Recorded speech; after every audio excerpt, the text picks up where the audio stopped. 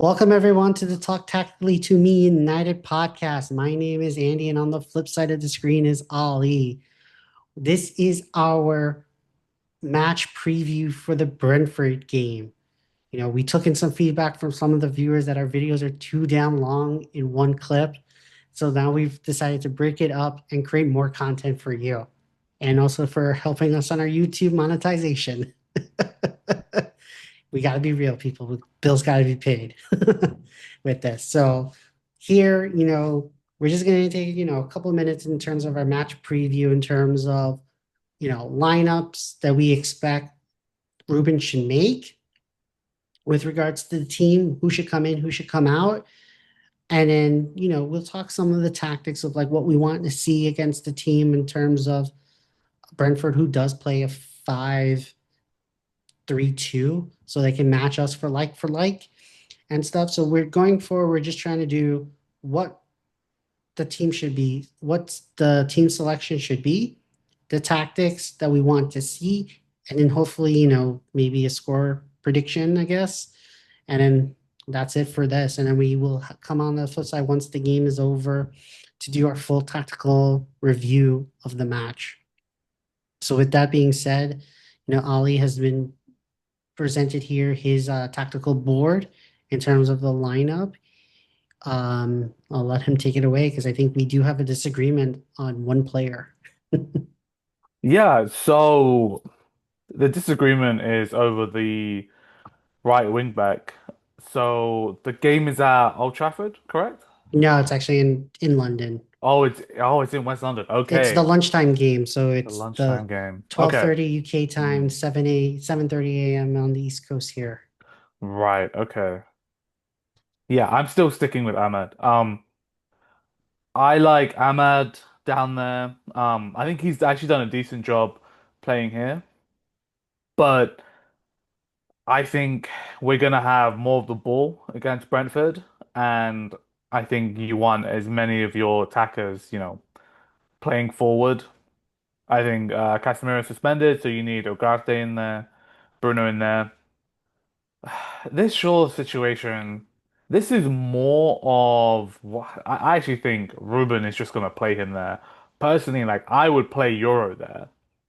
So Brentford love set pieces. They love long throw-ins. So that's why you want three traditional centre backs there.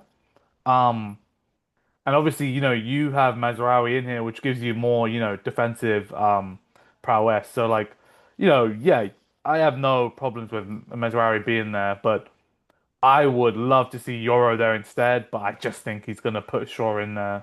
Um, yeah, it would make more sense for Euro to go in there. And then in the attacking areas, we need Sesko up there. He's gonna offer that height as well. Um, and Bumo is, the first name on the team sheet. And then Cunha in for Mount. I like that. I think Cunha is more of an attacking player. I also think that they're going to nurse Mount back. They're not going to stretch him unless he's fully fit. I think Cunha gets the head start above him. I think Cunha's more of a goal threat. So, Right. yeah. I think the biggest thing is like we want to play it our way and also be prepared for what they're gonna throw at us. So I'd be a lot happier if Euro was in Shaw's position because Brentford, it's like saw a couple of games, a couple of clips against Fulham. They always take this long throw in, and they got their centre backs are huge. So that's the main worry there. Yeah, no, I agree. I too wanted to drop Shaw for Euro and keep the back three like that. Well, two of the three just Euro there, just because I felt like, we need the hype. But I feel like Shaw, Bruno, Buemo, Sesko to a degree because he needs minutes are Yeah. undroppable at this point, and Bindier as well. They're all undroppable for Ruben, so I feel like we have to play them. And then the reason why I chose um, Mazraoui over Ahmad is because I think halal ball is cooking with Mazraoui there. I know that we have to sacrifice one member, whole ball, Yeah. Ahmad. But I feel like you can't drop Dorgu after this game because he was progressive. He did have his like first assist ever for Manchester United. So I feel like you can't punish him for playing like a nearly a flawless game other than, giving up the goal or not pressing on James when he does the cross in for the header that Chelsea had scored. I feel like that would be too harsh to drop him. That I feel like Yeah. having Ahmad on the pitch or on the bench, if you need a goal or you need to stretch the game, he's a good attacking threat. So that's why I had Mazraoui there as a wing back versus Ahmad. And then of course Casemiro's suspended. Ugarte looks like he's the first man up for within that six role, not Kobe Manu. You know, that's why we have to play him. And yeah, if it's Cunha or Mount, I think it's going to be Cunha because he needs to get his you know, minutes in. That being said, does Ruben drop Sesko? Because he could play Mount and Cunha and then put Bemo on top. But I feel like that would just hurt Sesko's confidence. And especially against a Brentford team, he may get a chance to go on the center backs because they're not as quick, especially Pignac. Pignac's like what, 30 something? He can He's a be he's a good center back though. he's a He's a good good center center. back, but he got a yellow card and I think he did score the own Yeah, goal. that was unlucky. That was Right. unlucky. Yeah. But I feel Yeah. like he can be exposed. Collins is a good young center back. He's always a G in like freaking I know you hate to say Oh this, God, but don't bring it up. yes, he's a G in football manager, but that being said, Take doesn't take my translate to the take real. take take my name off this, bro. Um, no, look, good points. Brentford let in three bad goals against Fulham. Um, one of them was actually like a switch and play from like a deep lying player across, and Iwobi had a really good game against them. So, you know, I think the biggest point of action is going to be in these spaces here, when their wing backs, if they decide to push up, and Boomer and Cunha, if they're going to be in these like half spaces, it's going to be really important. Sesko is going to have to keep these center backs occupied, but Brentford they're also a very good pressing team. I think when I saw them press, that they had like a four-man press. It was Damsgaard, Henderson, and the two lads up top. So, there's definitely weaknesses in there in Brentford. From what I've been hearing, people are kind of tipping them to go down because of like Thomas Frank leaving. There's a little bit of disorganization going there, like drop of quality. Even though they've recruited a really good keeper. So yeah, really should be winning this game, man. Like this needs to be like a comfortable win. Would love a clean sheet. Like, when it was 2-0 against Chelsea and we had that man advantage, I was like, oh, this is great. This is our chance to get a clean sheet, Buying dear to get a clean sheet this season. So, yeah, it's gonna be a tough battle. Their stadium is great, atmosphere is great in West London.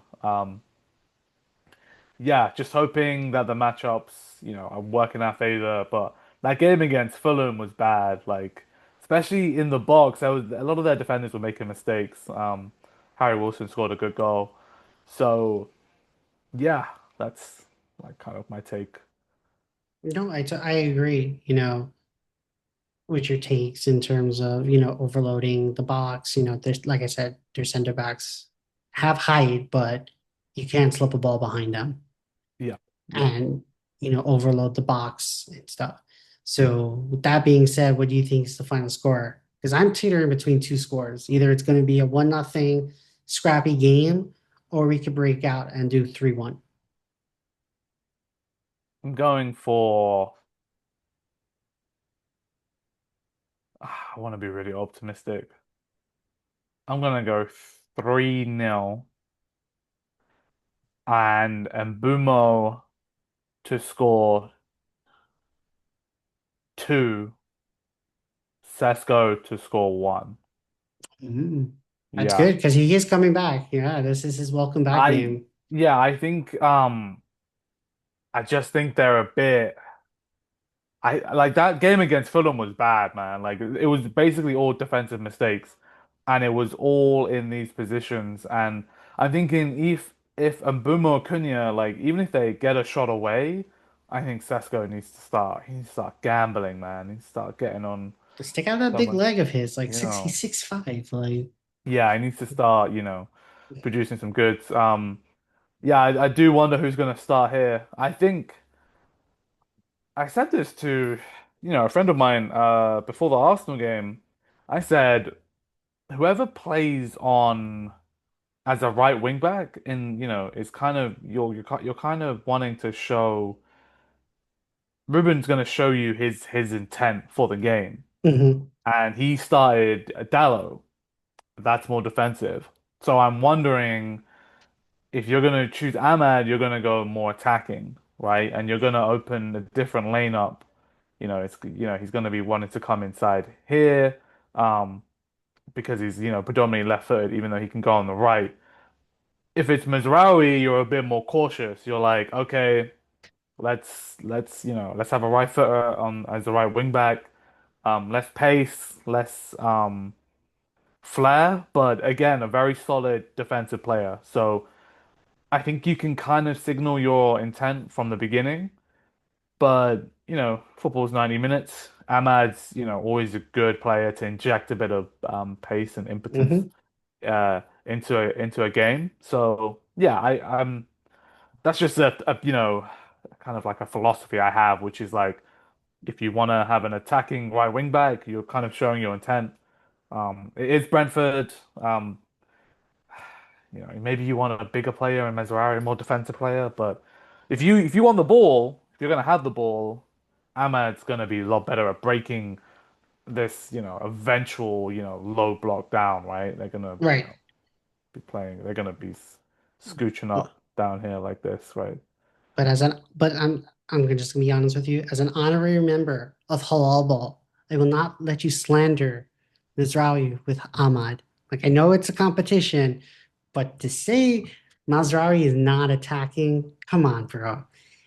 Compared to He Ahmad, compared to Ahmad, yes, but Mazraoui can cross the ball in. He can link up play and do nice passes in so the is box. he So an attacking player? Yes or no? yes. You lie. You lie. He's not an attacking player. Like he's predominantly a defensive player. Yes. You know, Okay, fine. You got me there. You got me there. yeah, But I would say Dorgu is an attacking player, right? Um, so there's a difference in that, right? mhm.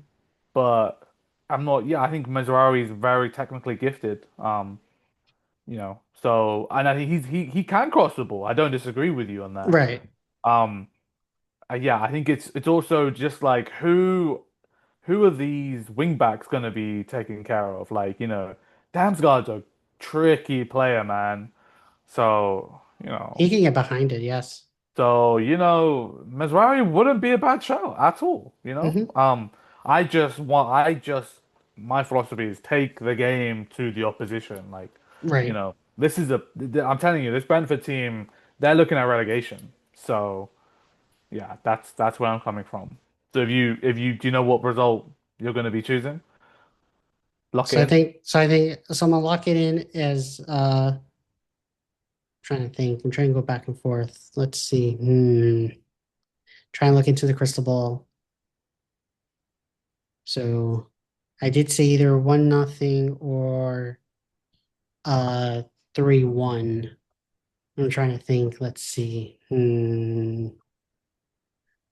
My crystal ball, thinking about what we all said in halal ball slander here, you know, where we go. All right, so I think I'm gonna go with sticking to 3-1. I think we're not clear. Like, even though I think we are defensively better, I feel like we still give up leaky goals. So I think we're going to give up one. but I think we're going to have to score goals and help build up that goal differential. So I'm going to stick with 3-1. Okay. Okay. Yeah, And I you on hear the it. record are going to be Listen, I'm going 3-0. Um, and Brumo 2 goals, Sesko 1 goal. That is coming from a hopeful place. right. You know, I'm yeah, if I was I don't bet, but like if I was gonna bet, I don't know, I'd be scared with this Man United team. I would never trust, I don't trust this team, I'll be real. I don't trust this team. Um, but yeah, that's my hope is the I think the best possible outcome is a 3-0 victory. That's fair. So I got 3-1. Ali has 3-0 with 2 goals from Beno. And Sesko scores his first goal as a Manchester United player. So that is our match preview for the Brentford game. Again, after the game, we will break it down tactically and drop that video next week. Again, Ali, it was a pleasure breaking it down. You know, halal boss slandered here in this household. So, especially using one member against halal ball against the Listen, other listen, member. listen, halal car, it's you can get a mixed combo, you can substitute one for the other. So allow it, man. Okay, I'll allow it. All right. I'm gonna have my half and half Mix over over rice. rice, man. Mix over Half and rice. yeah, mix over rice, half and half over rice, with some pita chips in it. Uh, Oh, you yeah, know. man. Shout out halal munchies. Sponsor alert. But mate, I would love that. That'd be my dinner sorted. Word.